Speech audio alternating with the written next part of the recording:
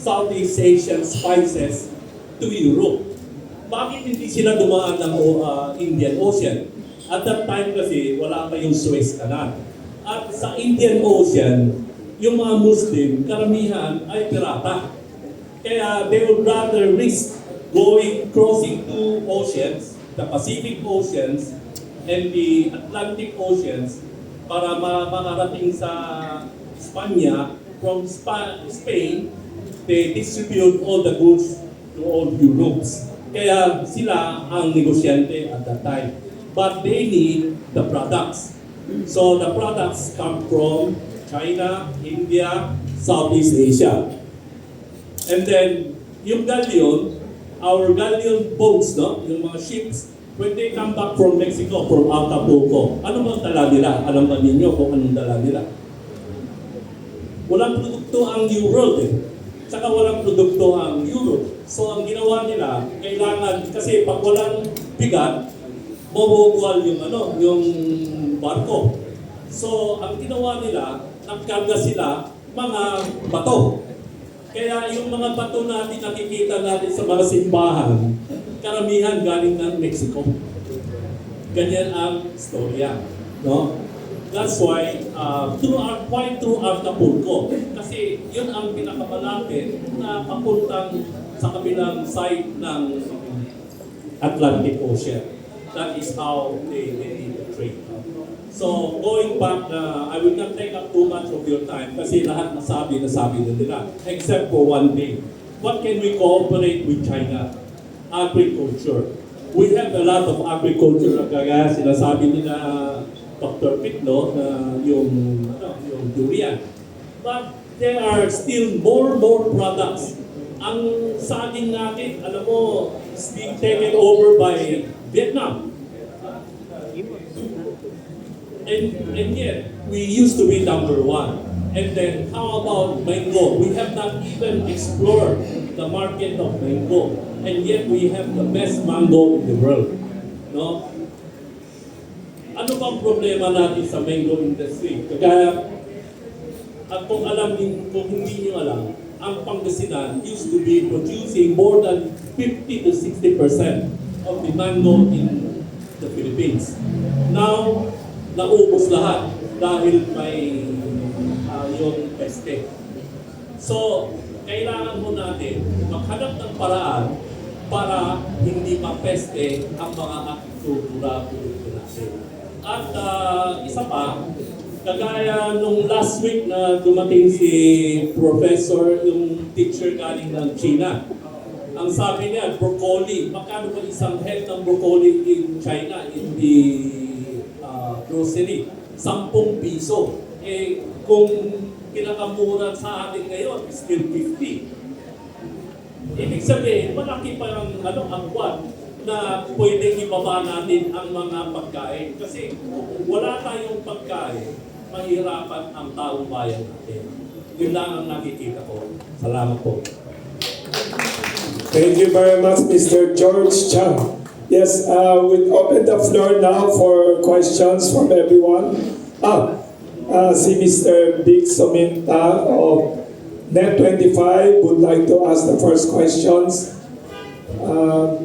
Pag-repeat ulit your name for the benefit of our panelists. Good morning, Big Sominta of Net25. I'm happy to see my professor, Atty. Archivido, in contemporary politics in the Far East and geopolitics. Good morning, sir. Sir, my question is, how do you assess the foreign policy of President Ferdinand Bongbong Marcos, especially on Philippine-China relation with the West Philippine Sea issue and Philippine-US relation under Trump administration? Thank you, Big, and good to see you again after so many years. You look even much younger now. Okay. He was my student, I think, 1987. 1987. Wow. So practically, we're talking of almost 40 years. Okay. Wow. Magaling yan. Magaling yan. Otherwise, wala siya rito. But thank you for that question. Medyo magsalibot talaga ngayon yung Philippines-China relation under the present administration. Nagtaka rin ako kasi nung pag-upo ng kasalukuyang Pangulo, maganda naman yung relasyon ng Philippines and China. In fact, the very first country he visited in a state visit is China. Then after the visit of the President, I think that was January of 2023, a month thereafter, biglang nagbago yung direction. Naging very vocal anti-China yung mga narratives and rhetorics na lumabas na sa Western media. And itong dalawang experts natin sa foreign relations and national security, andito sila ngayon and primarily na-discuss yung tinatawag na sensationalizing some disputes between the Philippines and China. Ako, I don't consider that as a dispute. There may be a tension right now in the West Philippine Sea, but it's not yet a dispute. No? Kasi medyo pag-dispute, sinabi medyo seryoso na yan. Pumapasok dyan yung talagang some military issue. No? But I would like to consider that the only thorny issue about Philippines-China relation is the West Philippine Sea. That is the tension. Now, gusto ko lang balikan ng konti yung history natin. Bakit ganon ang nangyayari ngayon dito sa Asia Pacific? I do not want to discuss about really specific matter on the Philippines-China relation, but I would like to take a look at a more strategic point of view of the overall situation in the Asia Pacific region or Indo-Pacific region. Hindi na natin maalis na hindi na tayo isolated from the ASEAN. If there is one thing that we should tighten up our foreign policy, at yun sana ang hinihingi natin, we have to consider the interest of the whole ASEAN, as mentioned by Professor Barlawi and Professor Tito here. Na yung ating mga ASEAN neighbors, meron din silang problema sa China in terms of the territorial boundaries, especially Vietnam for that matter. At yung problema ng Vietnam at saka China, territorial dispute yan, hindi maritime dispute or maritime tension. It's about the issue of sovereignty. Yet, maganda yung kanilang pag-uusap. And they are able to contain their dispute and they have very warm relationship in other factors like trade, economy, industries, tourism, culture, people-to-people exchange. Nasabi na yan kanina yung mga statistics data. Kaya, si President Marcos, when he was President-elect, he was our guest of honor and speaker in our second APPCO award in Busit Thani Hotel. This was, what was it, June 2022. And then, he was again our guest of honor and speaker in our third APPCO award. That was held in Manila Hotel. That was June of 2023. And we have all the videos of his position about Philippines vis-a-vis China relations. Alam niyo ang problema ngayon dito? Naging security issue itong maritime tension. Dahil ang nagsasalitang nangunguna ay yung mga security and defense agencies natin or establishments. Sabi nga, don't sensationalize that because if you are going to sensationalize this tension between the Philippines and China pertaining to the West Philippine Sea or in international it's called South China Sea, talagang magre-react yung China. Mawawala yung importanteng role, the most crucial role insofar as foreign relations is concerned, is with the Department of Foreign Affairs. Mag-pre-preempt. Kaya binanggit kanina yung tungkol sa tinatawag nating provisional agreement that was held and that was agreed upon between the Philippines and China last July of 2024. I can reveal to you that prior to the consultative meeting between our representative in the DFA, led by Undersecretary Teresa Lazaro, and its counterpart in Beijing. I was in Beijing. I was in China, and I have talked to some of my counterpart in APCO. Pero kaming counterpart ng mga Chinese officials. And then I told them our concern, huwag nyo naman kaming bombahan ng tubig. Huwag nyo kaming bawalan doon sa Scarborough. So, huwag nyo bawalan yung aming mga tao na suplayan yung mga marino natin, mga military officers doon sa Second Thomas Shoal or doon sa Ayungin Shoal. Hindi dapat ganun. And so, maganda naman ang naging usapan namin. So, binanggit nila sa akin yung mga concerns nila, which understandable. Siyempre, yung kanilang national interest, yung kanilang ipaglalaban din. And I am also fighting for the national interest of the Philippines. And then, binanggit ko ito. I do not want to mention the name of our foreign affairs official kung kanino ko binanggit. Ito yung mga re-issues na ni-raise ko sa kanila. Ito rin yung mga re-issues na ni-raise nila sa akin. Baka pwedeng pag-usapan nyo ito sa gaganapin na by current consultative mechanism meeting in Manila. So nag-usap. So nagkaroon ng provisional agreement. And that still continuing, it stands as of now. Kaya walang nangyayaring masyadong tension dyan sa Ayungin Shoal. We call it Ayungin Shoal, pero sa international law, it's called the Second Thomas Shoal. If you have watched the statements or the messages given by Secretary Foreign Affairs Secretary Manalo, Enrique Manalo, in the just concluded Munich Security Conference, I really salute him. I really like his positioning.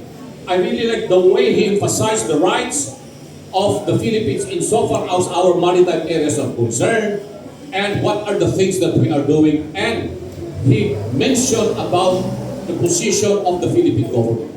And I agree with him that he should be the one primarily talking about foreign policy of the Philippines, not the Defense Department, not the Philippine Coast Guard, not anybody, because if it is the defense establishment o kaya yung Coast Guard ang nagsasalita, then you are putting more hit in the Philippines claim or whatever. At siyempre magre-react yung counterpart niya sa Beijing, papasok din yung security agencies ng Beijing magsasalita rin. That is not going to help. It's going to preempt already the strategy that our Department of Foreign Affairs would be able to do. Hopefully, this message will reach the President in order to de-escalate the tension. I repeat, there is no dispute yet because that is next level. Much less there is conflict. We are talking here only of tension. And we should not escalate this tension to become a dispute, to become a conflict, and then severance of our diplomatic relations with China. Talo po tayo dyan sa sitwasyon na yan. It was already explained by our two distinguished scholars here. I am just a mere student of contemporary politics and geopolitics. I listen to the opinion of scholars, both pro or against. But very importantly, of course, the election of President Donald Trump as president again, there will be some major changes of American policies in Europe as well as here in Asia, in Indo-Pacific area. Whatever that may be, let's have to wait. I know for a fact that President Marcos and President Trump already spoke with each other. I know that Defense Secretary Chudoro and his counterpart, Secretary Engr have already spoken. I know that Foreign Affairs Secretary Manalo already talked to State Secretary Rubio. Whatever they have discussed, that we do not know. But I believe, personally, as a student of politics, a student of security matters, we should leave this issue primarily for the Department of Foreign Affairs because they have really the expertise. They have the integrity. Ang gagaling ng ating mga diplomats, ang gagaling ni na Undersecretary Lazaro and all the other, our ambassador to China, Jaime Cruz, is a very, very good person and competent enough to carry the ball of the Philippines in discussing our concern with their Chinese counterpart. Thank you. Sir, just one follow-up.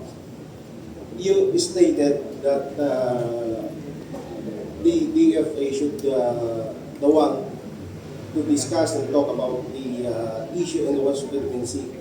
What do you think? Do we need the President to appoint a new spokesperson in the West Philippine Sea instead of Philippine Coast Guard Commodore J. Tariela? Anybody or anyone from DFA? Well, I do not want to say whether Commodore Nariela is really capable or what. That's too presumptive or too subjective for me to be judging somebody else. No? But, well, he is appointed as the spokesperson of the National Task Force in the West Philippine Sea. What I mean is that we should make the Department of Foreign Affairs the primary agency that will discuss matters pertaining to our relations with China, more particularly on the issue on the West Philippines. Why? Because this is in accordance with the joint communique that was signed between the Philippines and China when we established our diplomatic relations, that any tension or dispute between the two countries, we have a bicameral consultative mechanism, meaning to say, the two countries can discuss by themselves, create an atmosphere of respect, without jeopardizing the position of our country. I repeat, my personal position is that we own the West Philippine Sea. Why I keep emphasizing West Philippine Sea? Because we are talking here domestic law. Meron bang West Philippine Sea talaga? There is a West Philippine Sea. In our legal system, there is a West Philippine Sea. Here in the Philippines, but outside the Philippines, beyond our jurisdiction, walang West Philippine Sea. All other countries make use of the name South China Sea. You talk with the ASEAN, they're going to say South China Sea. They're not going to say West Philippine Sea. But here in the Philippines, we can always say we have the West Philippine Sea. And the passage of two laws, the Maritime Zone Area Act and the Archipelagic Excellence Act that were passed last year, I think last quarter last year. Do I agree with the provisions of these laws? What I have certain reservations on some of these provisions, but they are laws already passed by our Congress, signed by the President.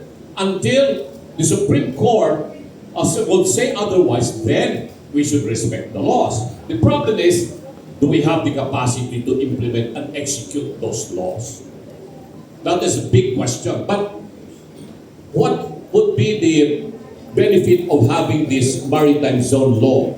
Kasi nga, pag nakikipag-negotiate yung ating mga embahador, yung ating Department of Foreign Affairs, nakikipag-usap sila, kailangan meron din silang pinanghawakang dokumento. Because foremost would be the national interest of the Philippines. Sasabihin ng ating taga-DFA, ito yung aming batas, and we would like to execute and implement this law. You should respect this law because this is our domestic law. Kaya mo na kung ayaw tanggapin ng kabilang panig dahil meron din silang pinoprotect interest, but at least the Philippines has something to hold on para ipaglaban nila yung ating national interest. Thank you very much. Please state your name. Good morning, sir. I'm Hugo Santos from Asian Century Think Tank. This is a question for everyone. Sir Pedro mentioned about the possible exclusion of ASEAN and Philippines between US and China talks. How likely is that? And the second question is, can the Philippines as a US ally be a bargaining chip vis-a-vis China, vis-a-vis DPRK in North Korea? Thank you.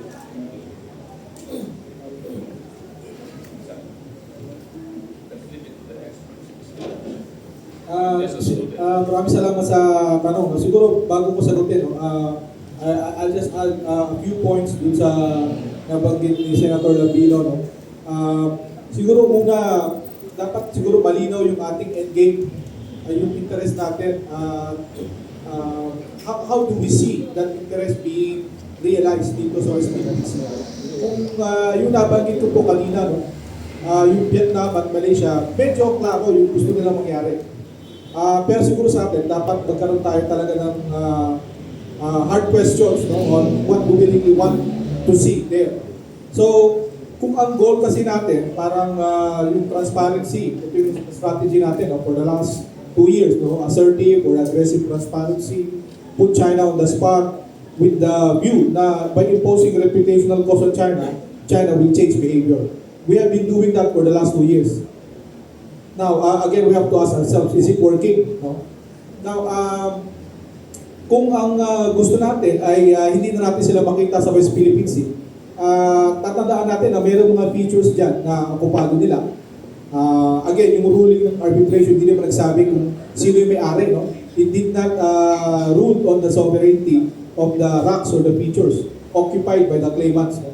So, kung nandyan sila sa area na yan because they have to resupply yung kanilang tropa dun sa mga features na okupado nila, then makikita natin, no, na talagang nandyan sila at yung pangingisda nila dyan sa mga traditional fishing ground gaya ng Scarborough Shoal na even the 2016 arbitral ruling said, no, this is a traditional fishing ground not only for Filipinos but also for Chinese and Vietnamese fishermen. So dapat siguro medyo klaro kasi halimbawa nakikita natin itong Vietnam, kung nandyan yung presensya ng China Coast Guard or PLA Navy, parang sa kanila, no, parang tolerated. As long as huwag kayong mag-disrupt or interfere yung aming construction work sa spot list. At nakikita natin, nag-work naman.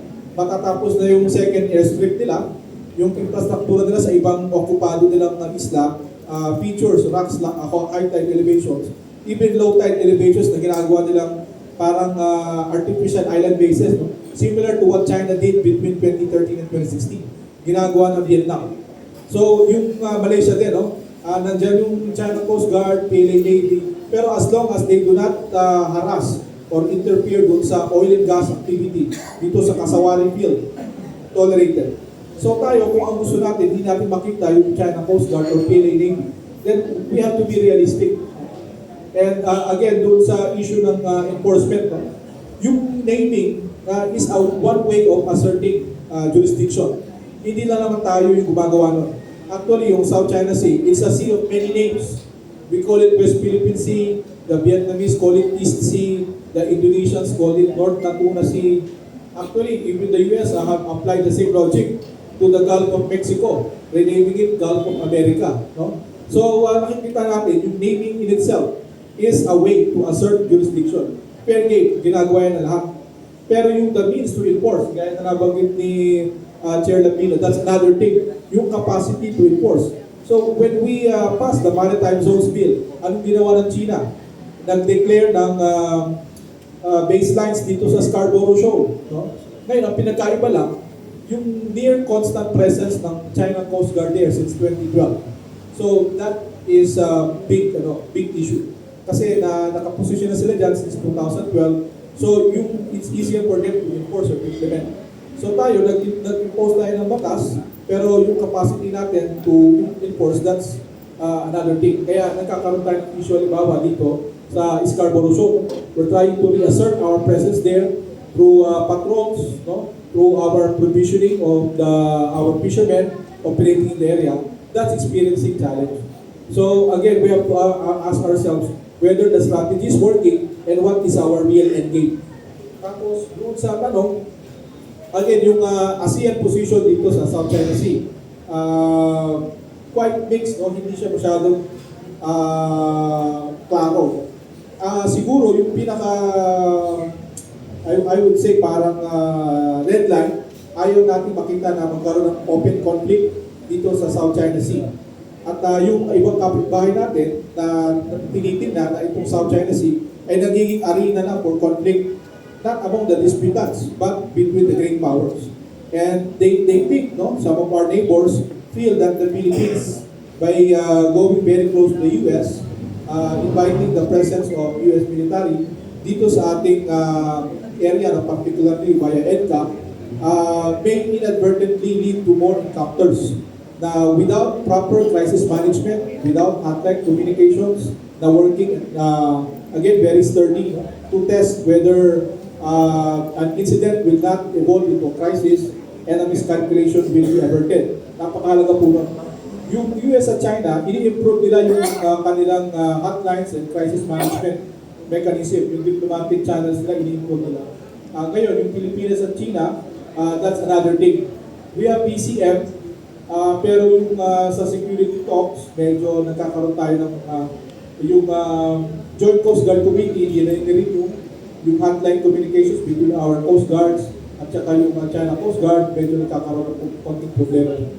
Ang mahirap lang, marami tayong insidente na nangyayari, pero yung hotlines natin at yung crisis management mechanism natin, hindi masyadong maganda.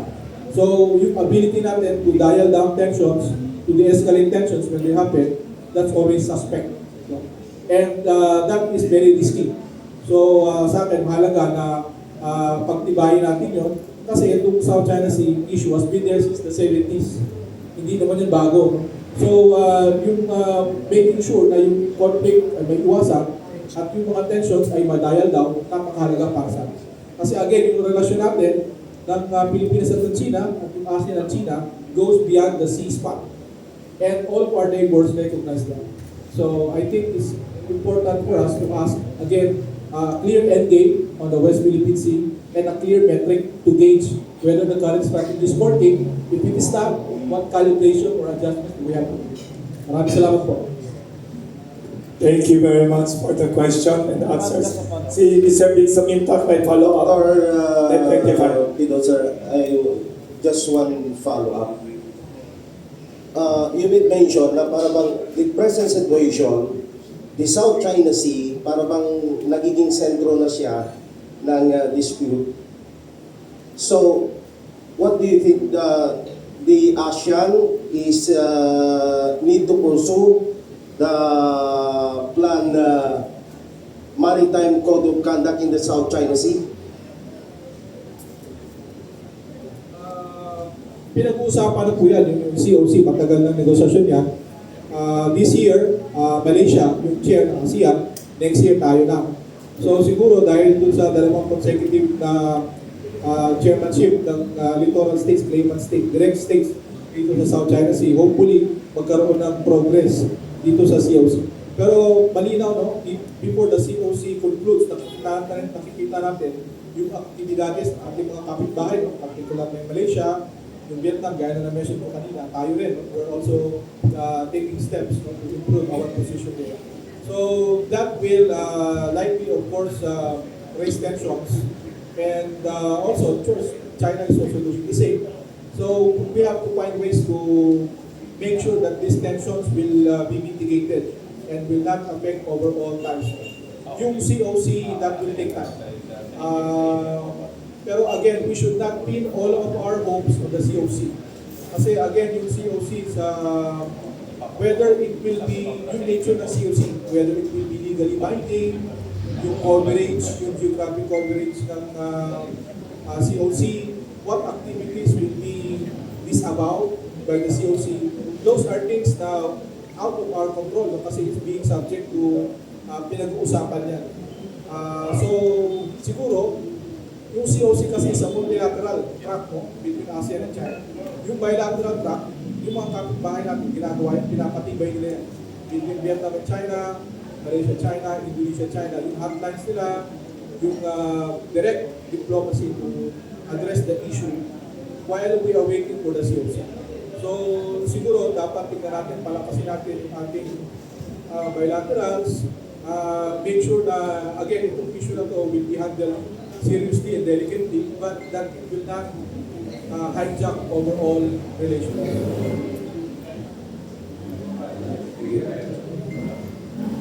Hello. Can I ask something about the Code of Conduct? In 2016, there was a declaration of conduct, DOC, that was signed by 2002. And then it was discussed very actively sometime in 2016. And there was a very good commitment of the ASEAN that within 3 years, supposed to be 2019, ipapasa nila yung Code of Conduct. The Code of Conduct. So, maganda yung mga usapan na gano'n. So, ongoing yung negotiations among the ASEAN and China, the other powers in the Asia. Pero, siyempre, ang Amerika at ang Europe, makikialam sa nangyayari dito sa South China Sea. We cannot blame them kasi ang Amerika is a hegemon. It is a superpower. The only superpower in the world militarily speaking. And they have been imposing what they call the Monroe Doctrine. Yung Monroe Doctrine that was, I think, 1823 yan, nilabas ng Amerika, na sinabi ni President Monroe na walang makikialam na European powers in the American Hemisphere. The American Hemisphere is the province of the United States as far as things that are happening. But at that time, America did not have yet a naval force, a military power to implement that doctrine. So, Britain somehow supported the position being taken by the United States. So it was practically the British Navy helping the American implement the Monroe Doctrine para hindi makapasok itong mga French and other German, etc. Continuing pa rin yung Monroe Doctrine na yan hanggang ngayon sa Amerika. And then they have expanded this beyond the Atlantic and Pacific area. Nakarating na sila rito sa atin. When they have occupied the Philippines in 1898, binili tayo sa Espanya. We made the Philippines as part of their territory and then established their presence here in Asia. And then they began their containment action against other powers in Asia, like Japan. Lalong-lalo na nung nanalo na yung Amerika sa gera ng First World War, medyo nabawasan na yung influensya ng Europe. So, Amerika na talaga, the most powerful nation. Pero sumisikat ang Japan, sumisikat pa rin ang Germany, despite na natalo sila ng First World War. So, anong nangyari? Because of the containment policy of America, nag-react ang Japan. Kaya ginera ng Japan yung Amerika kasi nga yung flow of goods and oil, everything coming from the Middle East, coming from Europe, that will pass through the South China Sea via the Strait of Malacca between Indonesia and Malaysia. Yung maliit na stripe na yan. Eh syempre yung Japan, sabi niya, naku, sinisikil niyo yung aming progress and development. So napersa yung Japan ngayon. Because at that time, Japan was also a colonial power. Ginera na niya yung China Since the 1890s, naging very powerful na rin yung Japan. At alay, talagang lahat yung mga yan, colonial power. Ito ngayon ang China. After China has become so progressive economically, recently when President Xi Jinping became President of China, nagsabi na rin siya ng kanyang similar Monroe Doctrine. Kung sabihin natin Xi Jinping Doctrine, the Asian matter should be resolved among the Asians. That is equivalent of a Monroe Doctrine. The question is, can China enforce its new policy towards Asia? China is fast developing its navy. There are more Chinese naval vessels than the America has. Meron ng 3 aircraft carrier yung China ngayon. Yung dalawa, yung Shandong at saka Liaoning, old aircraft carrier na binili nila from the old Soviet Union, from Russia, nirefurbish nila. Pero the very first 100% made aircraft carrier, itong aircraft carrier na Fujian. Indigenous technology lahat, very, very sophisticated. At talagang very advanced. And they are developing more aircraft carrier. So, anong mangyayari niya kung i-impose na rin ng China yung kanilang Monroe Doctrine equivalent, no? What are we going to do now? In the Philippines as the closest ally of the United States, we have our Mutual Defense Treaty with the United States. Do we have to abandon the Mutual Defense Treaty and enter into a mutual security arrangement with China? We don't have to. Personally, I would like the United States of America to become very powerful and more powerful right now because that is going to help balance the power of China here in the Asia-Pacific region. Kasi kung pababayaan natin yan, baka yun ang magiging dahilan para magkaroon ng gera, yung Third World War na kinatatakutan natin. Because these two countries are both nuclear powers. No? But we should not, however, quarrel China that we are going to become the pawn of the United States in whatever conflict that China and the United States possibly would enter into. Kasi ang nangyayari ngayon, bakit nag-umpisa yung mga reclamation and construction dyan sa South China Sea ng China? This was done sometimes between 2010 to 2016. Inapura nila yan. Why? Because during the Aquino administration, pinasok natin yung EDCA. We allowed Americans again to establish bases here in the Philippines. EDCA. 4 ang itinayo. Siyempre nag-react yung China. Anong ibig sabihin nito? The Americans will again exercise their containment power just like what they did in Japan. Nag-react yung China ngayon. Yung mga features and atolls and rocks that are not supposed to be considered territories because no living things can thrive in these rocks and features in the South China Sea. Ginawa nilang artificial islands ngayon. Because in international law, you can only establish ownership and make that as your territory if it can support habitat, human habitation. Kaya ang ginawa nila, artificial island. Ngayon, ini-impose na nila yung kanilang batas. Sinasabi nila, these are territories, we own this already, and therefore we have exclusive sovereignty. Hindi na pinag-usapan yung sovereign rights dito. So yan ang kinatatakutan natin ngayon dahil nag-establish tayo ng additional EDCA sites sa Pilipinas. Alam niyo sa China, in my interaction with the ASEAN leaders, talagang kawawa yung Pilipinas pag nag-uusap yung mga ASEAN leaders, and I was present in some of these international conferences. Tayo ang sinisisi ng ASEAN dito sa nangyayaring tension dito sa South China Sea. Na bakit ganon? Na sinusundan natin yung narrative ng Western powers, America and Europe. Bakit ganon? Yung mga German vessels, UK vessels, French vessels ay nagpupunta dito sa China Sea. Sabi ko, hindi natin masisi yung mga Europeans to also be involved in South China Sea. Why? Because more than 45% also of European goods pass through South China Sea, reaching the markets in China, reaching the markets in Japan, Korea, and the Philippines, of course. So, talagang makikialam din yung mga European powers dito. So, this is an area that is so volatile. And the Philippines will be there in the middle of these areas being contested by two superpowers, militarily and economically speaking. Yun ang tignan natin sana. The leadership of the government, executive, and even the legislative department, more particularly the Senate, because it is the Senate of the Philippines that have foreign relations power. It is the body that ratifies international agreements and treaties entered into by the executive department. And again, I repeat what I say. Let the Department of Foreign Affairs the primary agency that will handle our foreign relations. Hopefully, magkakaroon na ng serious discussion of the Code of Conduct. It is 9 years long overdue yung Code of Conduct na yan. Pag hindi natin napirmahan yan, nagawan yan, magyayari pa rin talaga, baka mag-escalate yung tension in the South China Sea that will now become a dispute and eventually a conflict.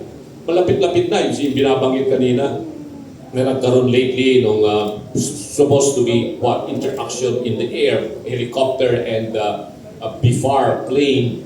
No? ANA, that is dear. I think that was held, is it in Scarborough Shoal? Or yeah, I think it was in Scarborough Shoal. Parang may nagtanong nga sa akin, ano sa tingin mo, Atty. Lambino? Mapipigilan ba natin yung China kung sinabi ng China na i-reclaim nila yung Scarborough Shoal? Huwag naman. No? We are not going to do that. We should not allow that. But do we have capability? Alam po ninyo, may nagsabi kanina, we are continuing to modernize our Philippine Navy. I fully agree with the modernization of our armed forces. But the best thing that we can do to modernize our armed forces is that not to buy weapons, not to buy missiles. We have to manufacture them here in the Philippines.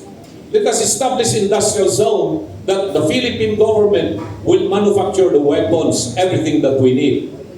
Ginawa na yan ng Indonesia, nagawa yan ng Vietnam. And you know, I think there are 3 or 2 vessels, big vessels ng Philippine Navy, brand new, binili natin. Saan natin binili? Indonesia. Yung iba na brand new, binili natin sa South Korea. Kaya naman natin manufacturing sana yan dito sa Pilipinas. All you have to do is you don't need to change the Constitution. You just have to amend the foreign investment law and make, relax the provision there as far as the manufacture of armaments and missile. Kasi nandoon pa sa negative list doon sa ating foreign investment law, yung manufacturing of weapons and other military equipment. Kaya yun, huling-huli na tayo. And mind you, itong lima, I'm going to tell you, maybe you do not know this. Yung 5 na bagong Philippine Navy vessel, wala tayong sapat na port na saan sila magdadak near the port. We do not have a pier. Wala. So ano nangyayari? Pag pinandar natin yung mga barko, ando doon sila sa gitna na napupunta ng Mindanao, hindi sila makalapit sa pier. Any pier in Mindanao. None. Andun sila sa gitna ng dagat. Umaandar pa rin yung barko na yun. 24 hours siya umaandar. Papalik sa Luzon, 24 hours siya na umaandar. Magastos yun. Ang laki ng gastos. 5 yan na barko na bago. At siyempre, kung tuloy-tuloy umaandar yan 24 hours without let up, madaling masisira yan. That is not a good policy in order to make the armed forces really modernize and secure our national territory. Thank you. Thank you. May tanong dito may entertainment editors. May tanong sila, if gawin daw pelikula yung Sultan of Sulu and visit with the Ming Dynasty daw, who would you like to be the actor and actress? May tinanong kanina yung mga showbiz editors na they have to, some of them have to leave kasi. Yeah, gandang tanong yan. You are referring to the Paduka Pahala. Alam niyo si Sultan Paduka Pahala visited China sometimes in 15 yata o 14, it's 14-15 na. Tapos namatay siya doon sa China. Sometimes 1417, 1419. I don't know exactly the year. He was the first Filipino leader. Pero Philippines was not in Philippines at that time. Kingdom of Sulu, one of the 4 kings of the Sultanate of Sulu. He became very close friend of Yongle Emperor of the Ming Dynasty. Kasi kaibigan ni Paduka Pahala, si Admiral Cheng He. Admiral Cheng He, or sometimes called Zambo, was the first Asian navigator, came from China, from Fuzhou city in Fujian province.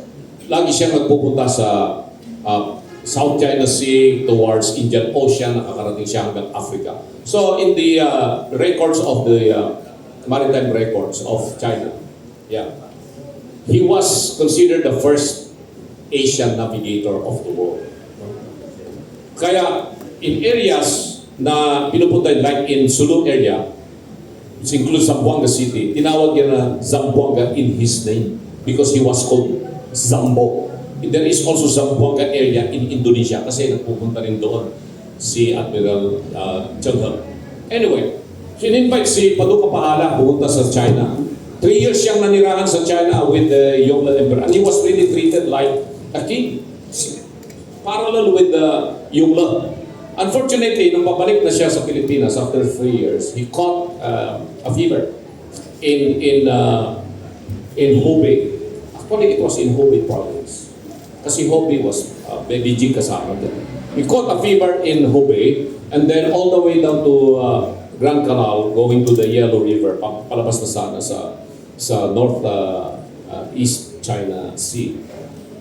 Namatay siya in one of the towns in Shandong.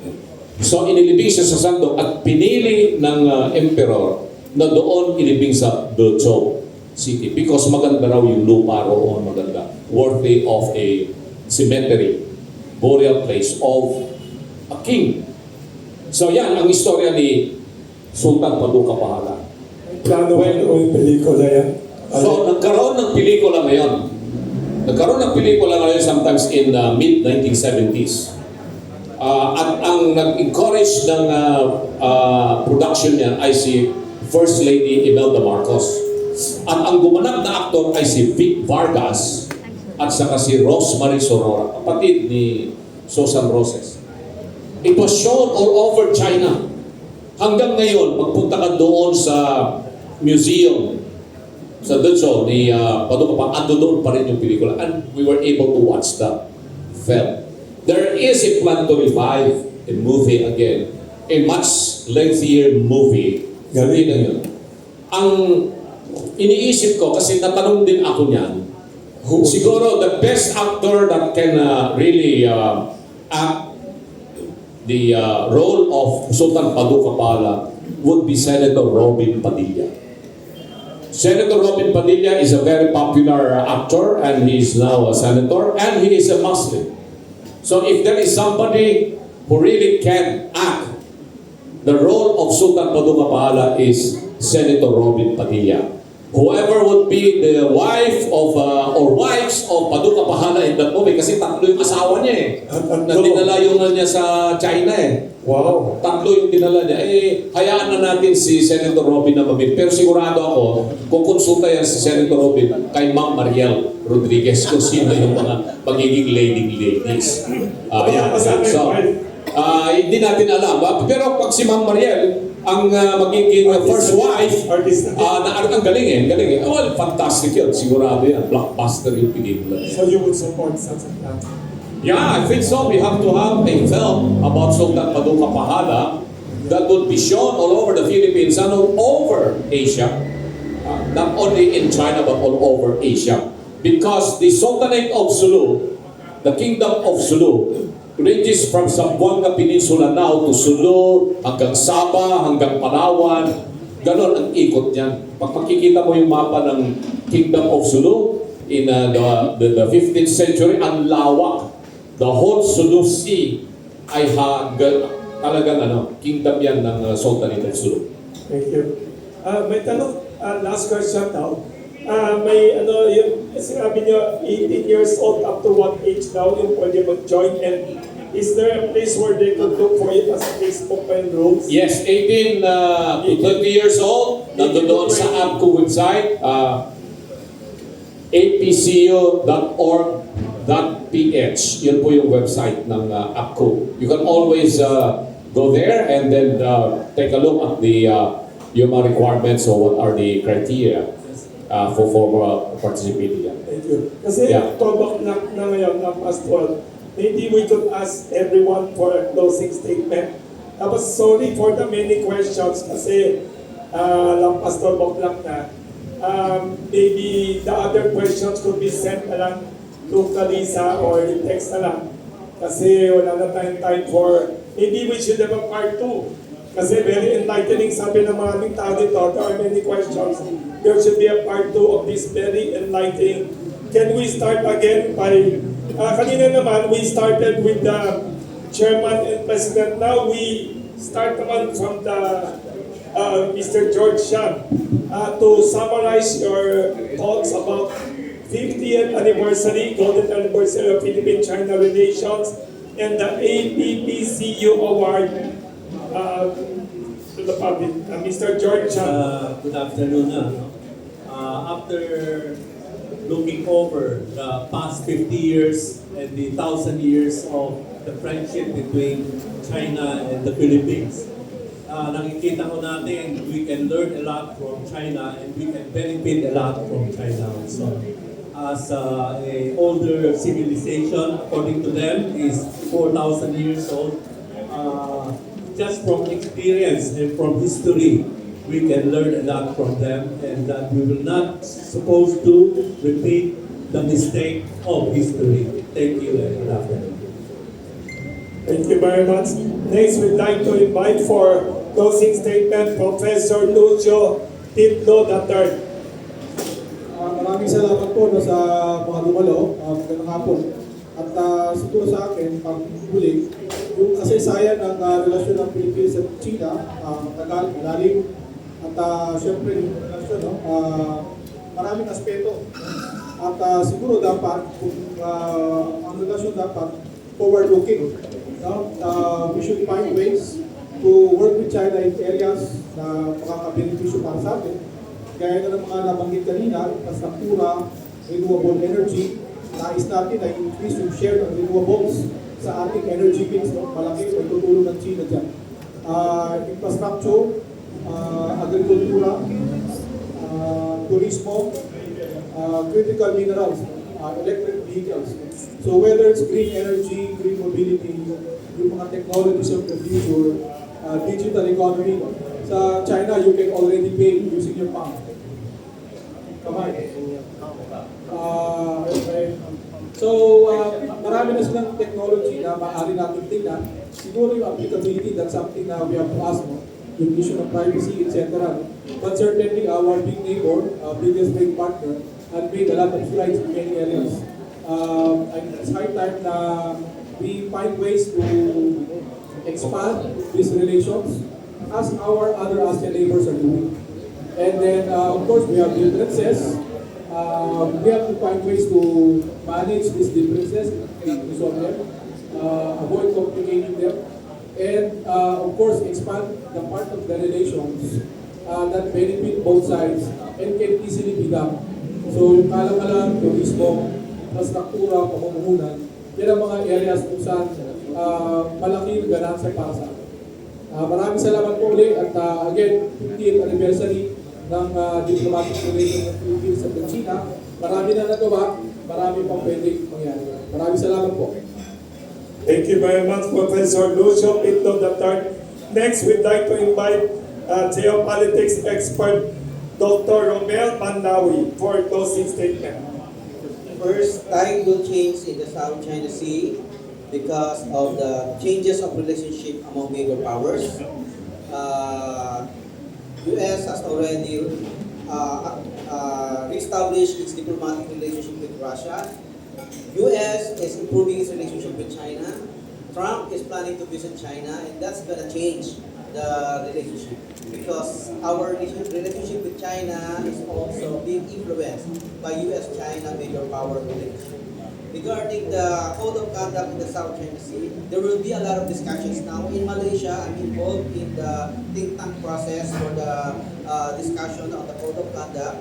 There are 5 ticklish issues that they need to settle, and I don't think Malaysia will be able to conclude those 5 major issues, and then the chairmanship will be passed on the Philippines, so it's up to the Philippines to accelerate the process. But I would like to emphasize that the code of conduct in the South China Sea does not have any pretension to settle disputes. It only aims to promote proper behavior at sea to avoid unintended violent encounter.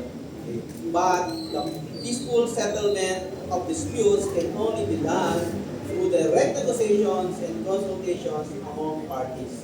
So, and we look forward to see these changes happening so that we will also see changes in Philippines-China relationship as we prepare for another 50 years of our diplomatic relationship. Thank you very much, Professor Romel Manlawi. Next, we'd like to invite President of APCO, Mr. Sixto Benedicto, to give his closing statement about the APECU Award and the 50th anniversary of diplomatic relations. Thank you, Butch. Reminder ulit, opening na lang for nominees ng APPCU awardees.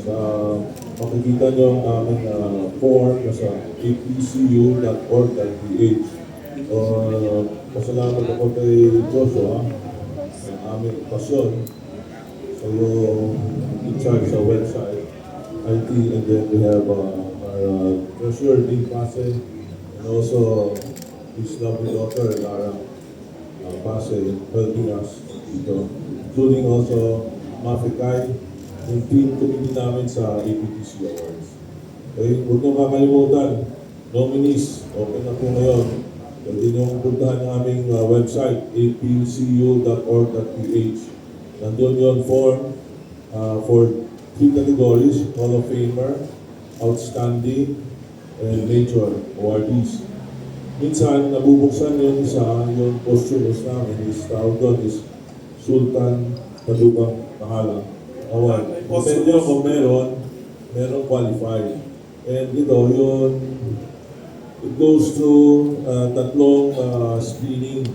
Yung mga judges, hindi ko pwedeng i-name kasi baka yung mga nominees na gusto manalo, baka guluhin niyo mga judges. So, sikreto yun. Tapos meron kaming researcher. So, talagang toro yung pag-check ng background ng mga nominees. Hindi na basta-basta. Okay? Also,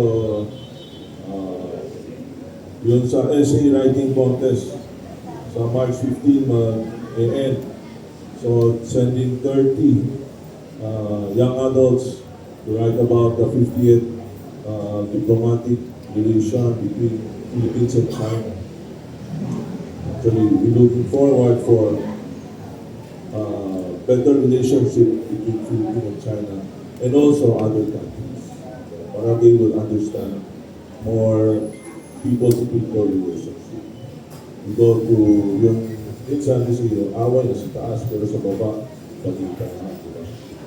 Mga tao, people-to-people. Yan po. Salamat. Thank you, Mr. Sixto Benedicto, APCO President.